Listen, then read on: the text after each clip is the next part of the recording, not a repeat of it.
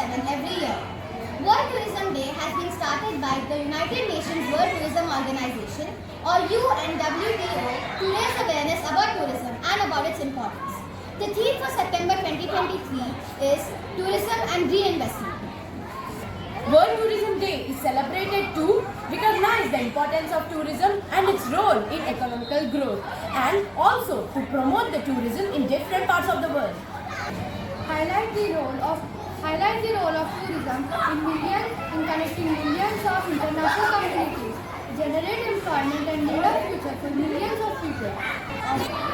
Raise awareness of tourism's social, cultural, economic and political values.